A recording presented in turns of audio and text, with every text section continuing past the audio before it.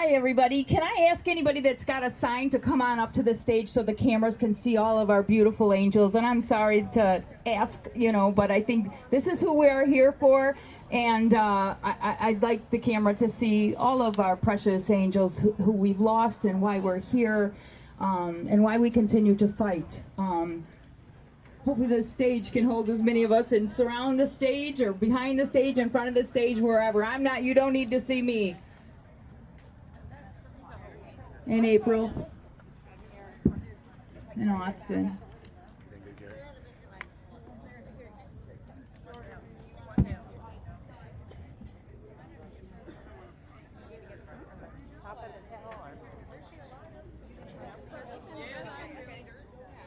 Okay, here we go.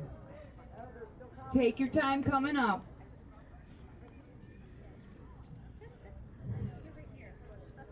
I'm going to start out with one of my favorite quotes. When bad things happen to good people, they grieve and they suffer.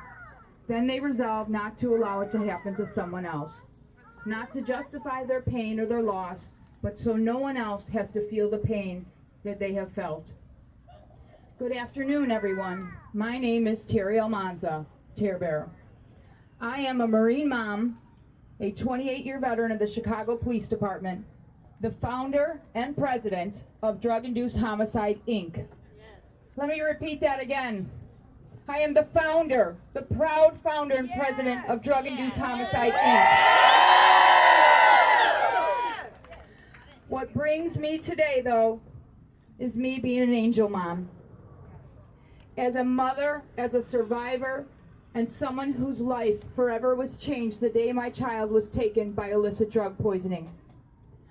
Each of us carries a story of love, loss, disbelief, and righteous outrage. We have faced the unthinkable, burying our children, our spouses, our siblings, or our parents, our friends, because someone made the conscious decision to deliver poison disguised as a drug.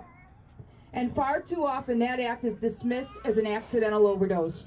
But I am here to tell you, and I will keep saying it until the nation hears us. If it is poison, it is not an overdose, it is a homicide.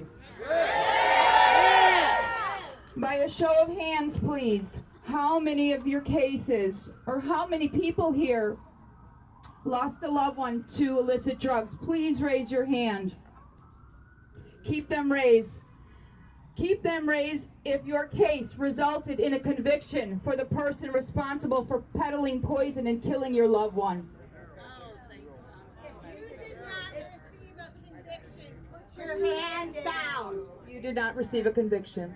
Put your hands down. If you did not receive a conviction, put your hands down. If you did not receive a conviction, put your hands down. So I can say that this has improved significantly since we did this 3 years ago. So thank you to law enforcement, thank you to prosecutors, and thank you to families that are fighting. But it is still not enough. We still need to ensure that every case is investigated criminally. Let me be clear. I bleed blue. I love our police. I love our prosecutors, our military, our country, and I love God. It is never my intention to speak poorly of our judicial system, but I will speak truth when there is failure. Our mission through drug-induced homicide and poisoning of America is simple but powerful. To redefine how these deaths are viewed, investigated, and prosecuted. We advocate that every illicit drug poisoning be treated as a criminal act, not a personal failure, because language matters. And the words we determine the justice that follows. Overdose implies a choice. Poisoning reflects truth. Our loved ones did not choose to die. They were poisoned. And those responsible must be held accountable under the law. So oftentimes people tell me law enforcement didn't investigate. The prosecutor wouldn't prosecute. They said your kid made a choice. Your kid was a junkie. And I asked them gently but directly, but what did you do in your advocacy for change?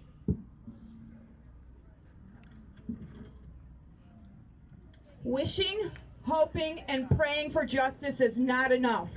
We must be the voice for those who no longer have one. We must demand investigations, insist on accountability, and refuse to allow these deaths to be labeled as accidents and classified as accidental deaths. The manner of death should be homicide. Do you hear me, coroners? Yes! Accountability is not vengeance. It is justice. And justice, my friends, is harm reduction. When we hold people accountable, we prosecute every link in the chain of delivery because we are ultimately saving lives. You are the voice of the voiceless. You are the light in the darkness. And together we fight until every state, every prosecutor, and every courtroom recognizes what we already know. Our children were not throwaways who overdosed. They were victims who were poisoned. You can find us on social media. We have private groups, public groups. We have state chapters.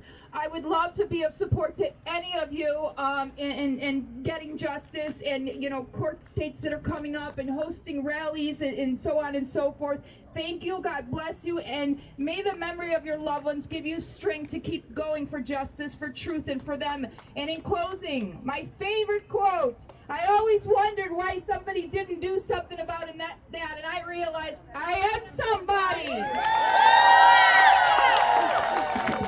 Thank you, April. I love you, and thank you, Derek Maltz. You two are the goats of all goats.